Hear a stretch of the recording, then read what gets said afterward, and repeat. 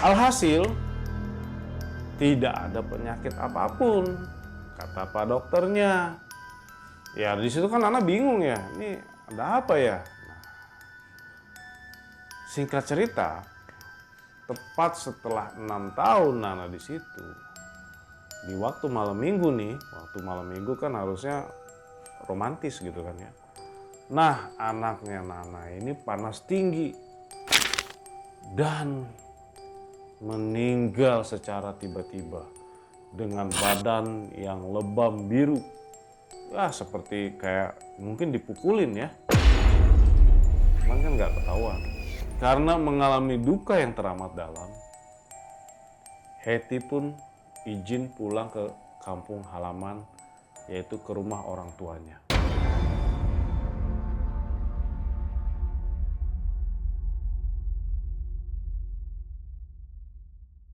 Halo teman kakak, kembali lagi bersama saya Ian. Hari ini saya kembali akan membawakan kisah horor dan mistis untuk teman kakak semua.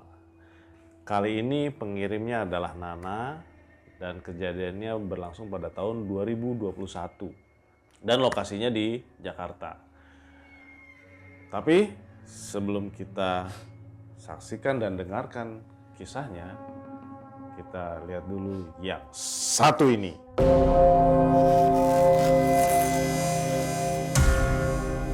Nana ini adalah penjaga kos di daerah Jakarta. Dia bekerja sudah 6 tahun, bekerja menjaga kos tersebut dari Nana perjaka sampai dia menikah. Dan istri Nana pun diajak oleh bos Nana untuk tinggal di tempat kos tersebut. Akhirnya istrinya Nana yang kita sebut saja namanya Hetty mau untuk tinggal bersama Nana di tempat itu. Nah, kebetulan bos laki-lakinya bernama Albert dan bos perempuan Nana bernama Cici. Nana bekerja sebagai penjaga kos dari tahun 2015 sampai 2021. Tapi tahun yang ekstrim ini yang Nana kirimkan ke kakak adalah yang terjadi pada tahun 2021. Banyak sekali kejanggalan yang Nana alami dari mulai awal masuk. Ya, sebut saja pertama kali Nana datang, di situ ada suara wanita ngobrol, wanita menangis, dan wanita tertawa.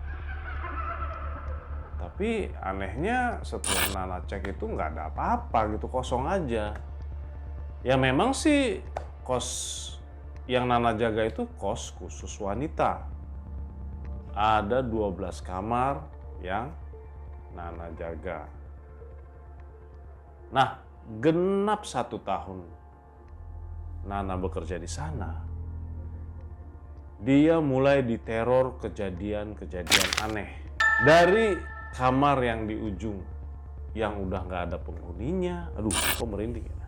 Nana itu membereskan kamar tersebut, dan yang membuat terkejut adalah ketika Nana melihat ada cairan berwarna merah di kamar mandi yang masih segar. Jadi kayak baru banget gitu ya. Kemudian ya dia sih nggak menaruh curiga ya, cuek aja gitu, karena ya terserah lah mau ngapain gitu, bodo amat gitu kan. Nah, Nana bersihin tuh, ya kan, dia bersihin. Terus sudah setelah bersih, kemudian dia beralih bersihin tempat tidur. Loh, tapi ketika dia bersihin tempat tidur, kok banyak banget puntung rokok kretek. Nah, Nana pikir yang ngekos di sana itu ngerokok. Tapi padahal kan di situ kosannya wanita. Ya kalau wanita merokok paling yang enteng-enteng ya. Ya mungkin yang kalau ngerokok-rokok kretek bisa dihitung lah dengan jari. Tapi rata-rata yang wanita-wanita yang tinggal di situ semuanya ya modis gitu kan. Dan setahu Nana nggak ada yang ngerokok kretek. Ya tapi Nana cuek aja lah. Yang penting tugas saya bersihin kamar. Setelah bersih ya udah selesai gitu. Ya udah, ketika dia selesai membersihkan kamar, dia pun keluar dan menutup dan mengunci kamar tersebut. Nah kemudian berselang 7 hari, ada yang mau ngekos nih. Terus si Nana ngeliat kamar yang di ujung tadi, ya kan? Loh, tapi ketika dia cek, alangkah kagetnya ketika Nana melihat kamar itu berantakan lagi. Loh, kan dia inget banget seminggu yang lalu dia baru bersihin. Yang gak enaknya itu pas ngecek, wanita tadi persis di belakang dia. Jadi ketika calon yang mau ngekos ngelihat kamarnya berantakan begitu, ya nggak jadilah dia ngekos. Nana kesel banget tuh hari itu. Padahal kan kalau ngekos ya lumayan lah, Nana bisa dapat uang sampingan gitu buat angkat barang atau apa kan gitu kan. Singkat cerita, di tahun ketiga Nana bekerja di situ, dia menikah dengan wanita pilihan dia. Dan Pak Albert pun memberikan uang kepada Nana sejumlah 6 juta. Dan Pak Albert itu bilang bahwa itu hadiah buat Nana.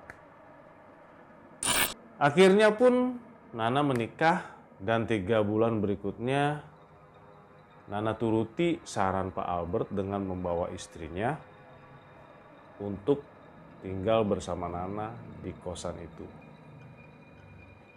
Ya, singkat cerita kurang lebih 9 bulan mereka berdiam atau tinggal di kos itu. Istrinya yaitu Hetty pun hamil. Dan akhirnya mereka dikaruniai anak laki-laki. Pak Albert pun seperti biasa memberikan Nana uang 5 juta untuk bantu biaya-biaya persalin. Nah singkat cerita nih, ketika anaknya berusia 1 tahun, di sini keanehan mulai terjadi. Tapi kali ini kepada anaknya. Nah anaknya itu sering demam di saat malam hari.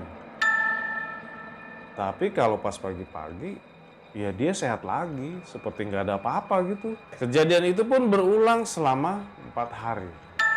Dan Nana pun berinisiatif membawa anaknya ke klinik. Alhasil, tidak ada penyakit apapun, kata Pak dokternya.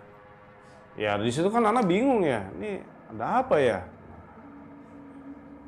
Singkat cerita, tepat setelah 6 tahun Nana di situ, di waktu malam minggu nih, waktu malam minggu kan harusnya romantis gitu kan ya.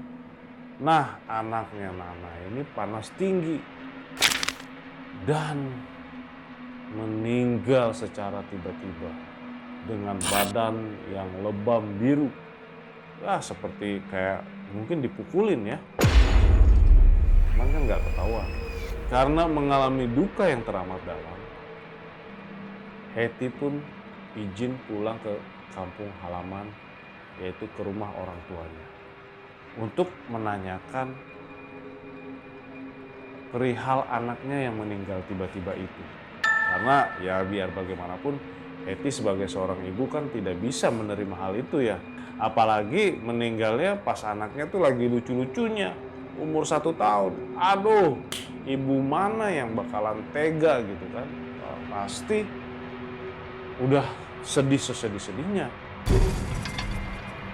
Nah kemudian berita tak terduga pun datang dari Hetty.